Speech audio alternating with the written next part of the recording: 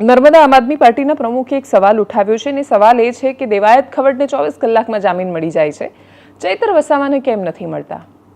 ગુનાનો પ્રકાર સમજવાનો પ્રયત્ન કરીશું તો દેવાયત ખવડનો ગુનો પ્રાથમિક દ્રષ્ટિએ વધારે ગંભીર છે.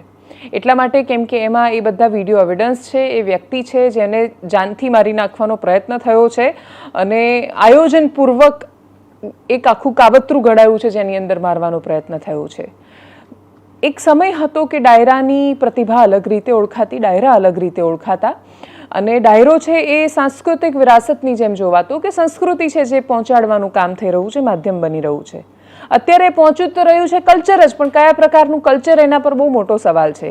એટલે જે લોકો કાનૂન વ્યવસ્થામાં માનતા નથી એ લોકો એવું માને છે કે આ કાયદો વ્યવસ્થા કશું કરી નથી શકવાની, એટલે મને કોઈથી વાંધો છે તો એને ઉઠાવી લેવો કે એને મારવો કે એની સાથે લડાઈ ઝઘડા કરવા કે તલવારો લઈને ઉતરી આવવું, ટૂંકમાં કોઈ પણ પ્રકારની ગુંડાગર્દી કરવી એ જ કર્તવ્ય છે, કેમ કે કાયદો વ્યવસ્થા તો કશું કરી નથી શકવાની. અને જો કે કાયદો વ્યવસ્થા સમયાંતરે એ વાતની સાબિતી આપતી પણ રહે છે કે કશું કરી નથી શકતા અને એટલે જ આ લોકોને પ્રોત્સાહન મળે છે. દેવાયત ખવડ જ્યારે આ પ્રકારનું વર્તન કરે છે એના પછી એ મંચ પરથી હજારો માણસોની વચ્ચે આ બોલે છે અને ગુજરાતના લાખો માણસો દેવાયત ખવડને જુએ છે, ત્યારે આપણને ગુજરાતનું ભવિષ્ય સમજાય છે. ગુજરાતને શું જોવું પસંદ આવી રહ્યું છે, ગુજરાતને શું કરવું પસંદ આવી રહ્યું છે અને ગુજરાતના યુવાનોના આદર્શ કોણ બની રહ્યા છે. સમાજનો આદર્શ કોણ એ નક્કી કરે છે કે સમાજની દિશા કઈ હશે. એટલે દેવાયત ખવડની દિશા નક્કી કરે છે કે ગુજરાતના હજારો યુવાનોની દિશા પણ કઈ બાજુ છે. આની વચ્ચે ચૈતર વસાવાના જામીનને લઈને જે સવાલ થયો છે એના પર કરીએ નજર. ગુજરાત એક, કાયદા અનેક.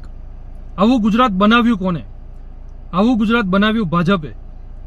આપણે સૌએ જોયું તાજેતરમાં જ દેવાયત ખવડ જેવો લોક સાહિત્યકાર છે. આપણે કોઈ વ્યક્તિ કે આપણે કોઈ સમાજના દુશ્મન નથી, પરંતુ અહીંયા જાણવા જેવી વાત એ છે કે લોક સાહિત્યકાર દેવાયત ખવડે આજે 15થી વધુ લોકો સાથે એક વ્યક્તિ ઉપર હુમલો કરે છે અને એ હુમલાની અંદર એ વ્યક્તિની ધરપકડ પણ થાય છે. ત્યારે એમના જામીન અડધી રાત્રે જ્યુડિશિયલ કોર્ટમાંથી થઈ જાય છે. આના પુરાવા, આના વિડીયો આપણે મીડિયાના માધ્યમથી સતત જોતા આવ્યા છે. ત્યારે વાત કરવી છે આજે ચૈતરભાઈ વસાવાની. ધારાસભ્ય શ્રી ચૈતરભાઈ વસાવા જેવો કોઈ પણ પ્રકારનો ગુનો નથી કર્યો, કોઈ પણ પ્રકારની ગુનો હજી સાબિત નથી થયો, તેમ છતાં અત્યારે ચૈતરભાઈ વસાવા છેલ્લા 1.5 મહિનાથી વધારે સમયથી આજે બરોડા સેન્ટ્રલ જેલની અંદર બંધ છે. આજે એમના બાળકથી 6 મહિનાનું જે બાળક છે એનાથી એમને દૂર રાખવામાં આવે છે, એમના પરિવારથી દૂર રાખવામાં આવે છે અને એમની જે જનતા છે એ જનતાથી પણ એમને દૂર રાખવામાં આવે છે. કેમ દૂર રાખવામાં આવે છે? તો આ ભાજપ સરકારના સતત વધતા જતા જે ભ્રષ્ટાચારો છે, જે કૌભાંડો છે, એ કૌભાંડો આ ચૈતરભાઈ વસાવાના માધ્યમથી સતત બહાર આવતા રહ્યા છે. અને સડકથી લઈને સદન સુધી તમામ આજે સવાલો આ સરકાર સામે આંખમાં આંખ નાખીને ચૈતરભાઈ વસાવાએ પૂછ્યા છે. એટલા માટે આ ચૈતરભાઈ વસાવા ભાજપને આંખની અંદર કણાની જેમ ખૂંચી રહ્યા છે. અને એટલે જ કાવતરું કરી અને 5 જુલાઈના દિવસે સંજયભાઈ વસાવાને સાથે રાખી અને ભાજપના નેતાને સાથે રાખી અને ચૈતરભાઈ ઉપર ફરિયાદ કરવામાં આવે છે અને પોલીસ એનો હાથો બની અને ચૈતરભાઈને ધક્કા મુક્કી કરીને જીપની અંદર બેસાડી દે છે. ને ચૈતરભાઈને આજે પણ જામીન નથી થવા દેતા. સેશન કોર્ટમાંથી હોય, ડિસ્ટ્રિક્ટ કોર્ટમાંથી હોય કે હાઈકોર્ટમાંથી હોય, હાઈકોર્ટમાંથી 3 તારીખ પડી ગઈ, હજી સુધી અમને જામીન નથી મળ્યા. આપણે આશા રાખીએ છીએ કે 28 તારીખ જે જામીનની છે એ દિવસે ચૈતરભાઈ વસાવાને જામીન મળે એવી આપણે સૌ આશા રાખીએ છીએ. પરંતુ વાત ત્યાં નથી અટકતી. વાત ત્યાં અટકે છે કે ચૈતરભાઈ વસાવા જેવો એક ધારાસભ્ય છે, જનતાનો અવાજ છે, એવા વ્યક્તિને કાવતરું કરીને કોઈ પણ ગુનો સાબિત થયા વગર અંદર મૂકી દે છે.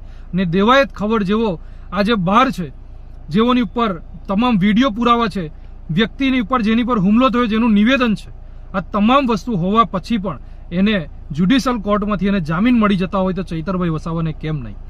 હું આશા રાખું છું કે ગુજરાતની જનતાએ પણ હવે ખૂણે ખૂણે વિસાવદરવાળી કરવી પડશે. આ ભાજપનો અહંકાર તોડવો પડશે.